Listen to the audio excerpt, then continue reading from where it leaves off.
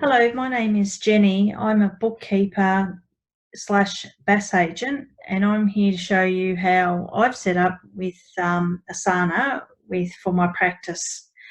I've made this test workspace initially for a client who wanted to do some project management, and I thought this might help them. And then that test workspace has actually evolved into a bookkeeping space, so I could show some other bookkeepers on how I use it.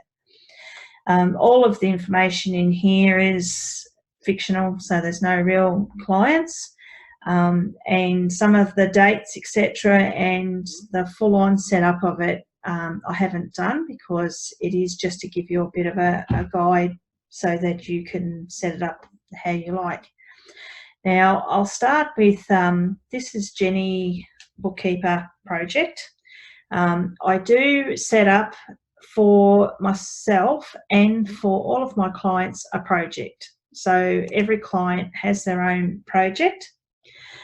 I have set it up with subsections just to make it an easier visual for myself.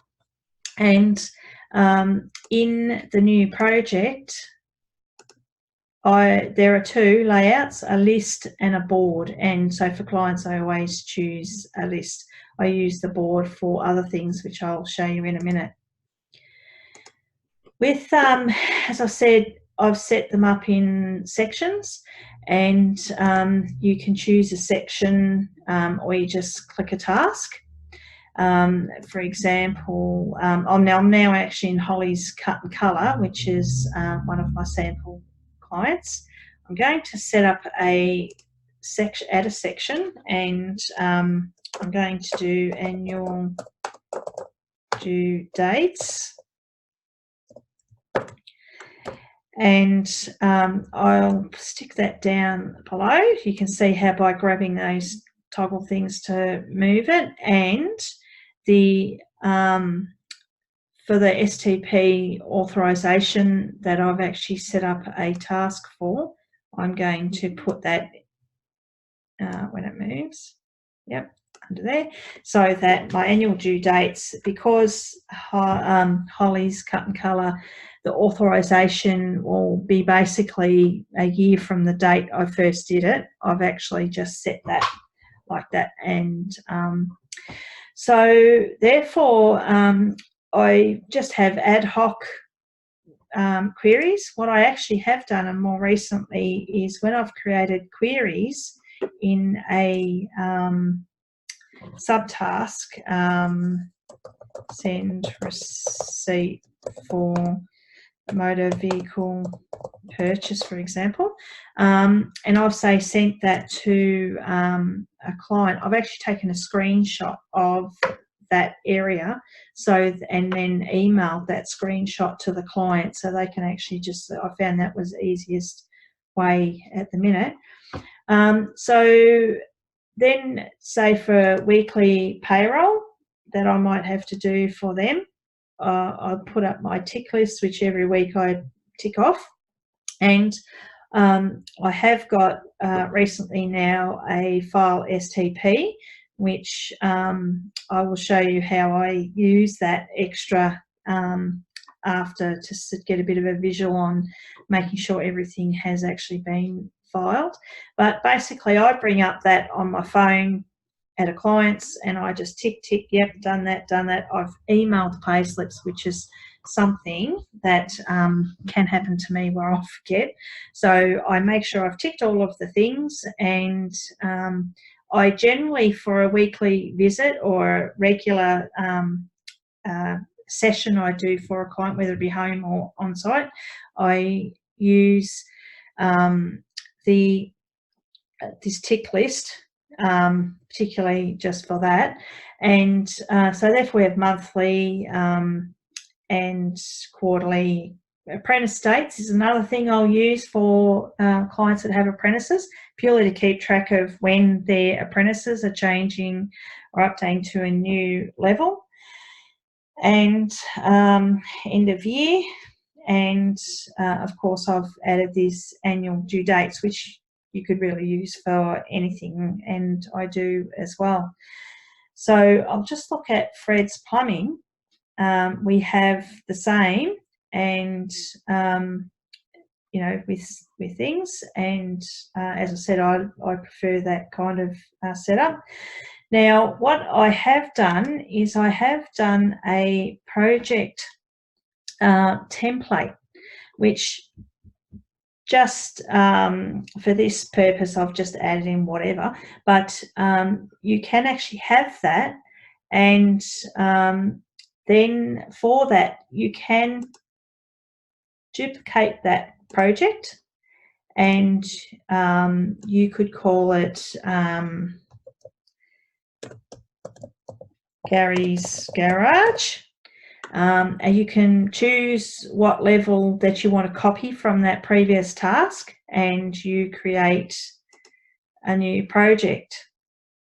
It's populating in the bottom screen here while it's being created, and start using it, and therefore you've got it already with a structure, so you don't have to keep creating that structure for everyone. There was another I must have deleted it, but basically that's a project template just to use for that. You can actually create duplicate tasks by duplicating the task, and therefore it will create a duplicate of general ad hoc. We'll put, say, Gary's, for example, and then let's put that there, and we'll just take that and move it under Gary's Garage.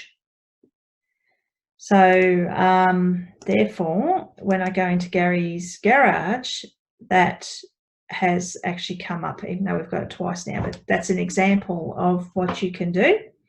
So basically, that's about the clients. I have actually created some other things like BAS time. Now, BAS time, STP management, and monthly tasks I've created as board projects. I've done that not to have singular projects on there, random, just to have what I've actually got in my client projects. They're actually also added onto these boards in the areas that I want them to appear. So, for example, Holly's Super, I have actually got a secondary project, which you can add as many projects as you like, of how confusing you want to make your Asana, but a secondary project, I really just use that so I can use the boards as well as having all the information under a client, and also the information on a board. So the monthly tasks, and I've chosen that Holly's Super go under the Super bucket. I can, if you know, you can then just work out what one, but for Super it's going under there. Another thing I actually do is put the acronym of the business that I generally use across my whole electronic filing. Anything I do within the practice starts with their acronym.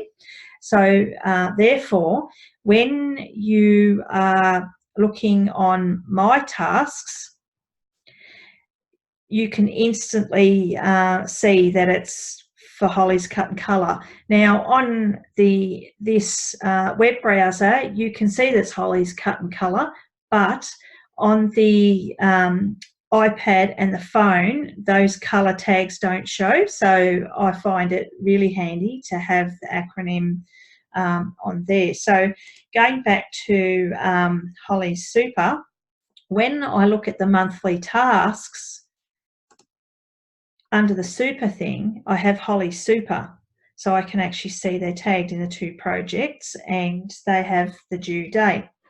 So, and that goes for anything else that we have. So I'll go to Fred, he has Inklink, And to add an extra project, I will do monthly tasks, and we're looking at Inkalink, so I'll choose Inkalink, and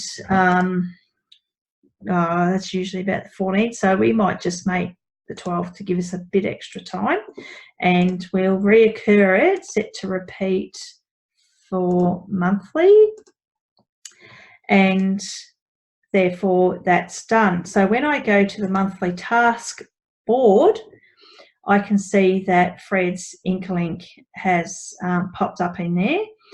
Now, I've got it set for due date, and you can filter for different things on these boards and save view for everyone. So if you wanted a particular sort by certain thing and you want it to stay that way, then you would do a save view for everyone. And that I've found I've actually had to organise and ensure that was in place, because I prefer due dates. I want to see what's up top. And of course from here you can do things like set your date, payroll tax the 7th, so we might actually start making sure we've got it early enough, and of course signed to me. And so therefore, but all of these tasks that are on here are actually their tasks in their project. So you're not sort of got tasks all over the place.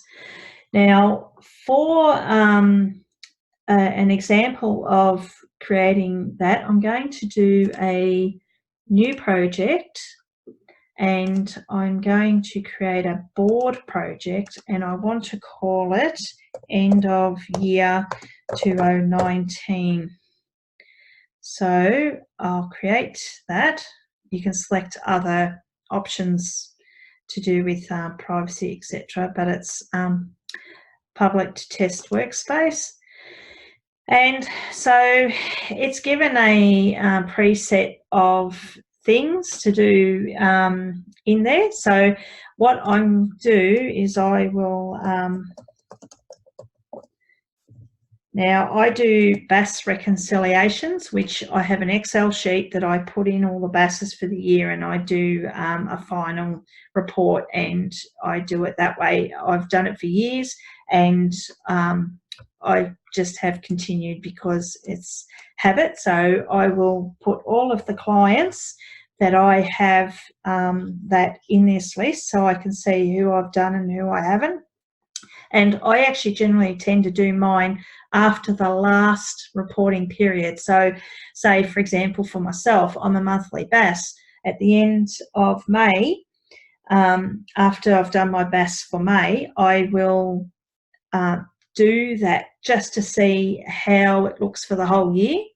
And you can have a happy face when you find that nothing is out of skew, everything matches for that time. So you know that my last June BAS is actually going to be kosher as is, and it's just something that I've done.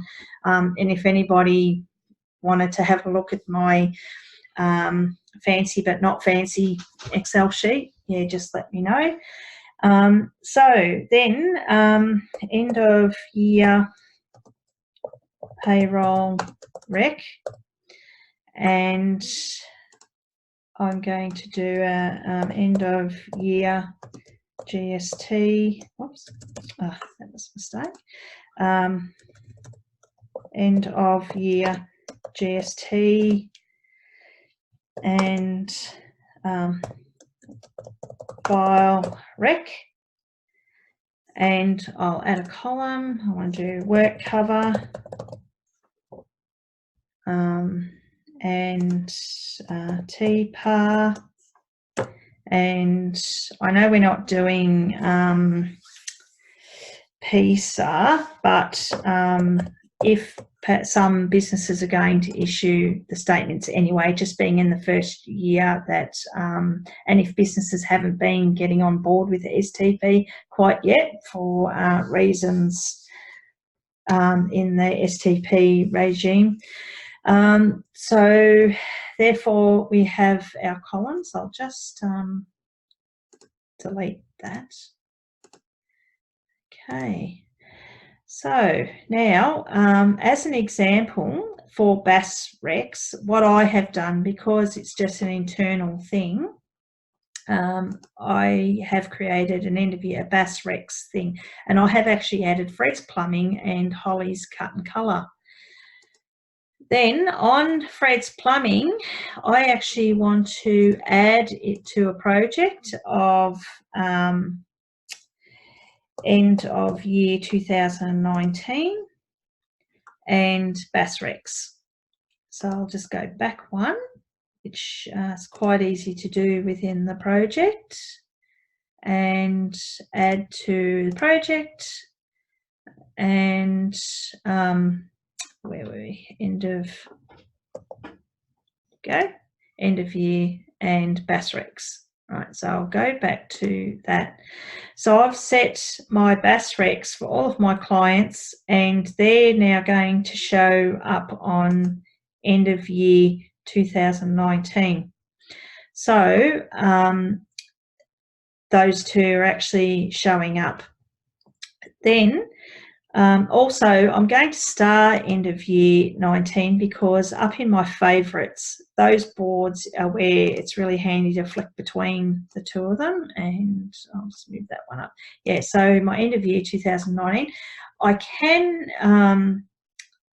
can actually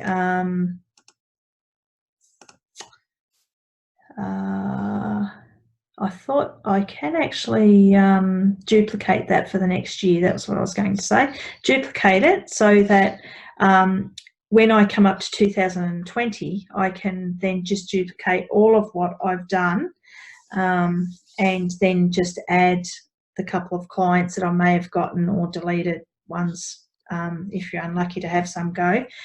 And therefore I'm ready to go for the next year without having to do all that whole creating the process again. I'll go back to Holly's Cut and Colour, where I've got a payroll reconcile, and I want to add that to end of year and end of year. BAS Recs. I want to change that to the payroll rec. And of course the file review I want to add to end of year file review. Right, so when I go back to my end of year board, it's showing Holly for those times, and of course you want to be setting your dates. You can actually create a task as a template, and I think in Jenny Bookkeeper I have actually just have a section of templates that if you create some tasks as a template you want to use for future tasks for clients, you could set up a range there, and that's actually how the free version, which is what we're on, will accommodate for that, because you, as far as I know, you have to have the paid version to for it to officially set up templates. But that's my way of doing, and then you can actually duplicate them. So now on the end of year, you have these, and you can then add Holly's end of year. We'll just make a work cover task, right? And of course we're going to add that to the end of year and change that to work cover. So you can sort of see how that then makes a nice efficient board for end of year. So you can sort of see an advanced spreadsheet, really, a good visual. And yeah, so that's basically how we use that for. Now, apart from that, I use my tasks a lot just to see at a glance what the usual, like what I've actually got sort of coming up. And if I go to the workspace and calendar, I can then actually see all as a visual on a calendar as well. You can hook up Asana with any of your calendars you've currently got, or there might be limitations on which ones, but I'm sure Google and Outlook. And you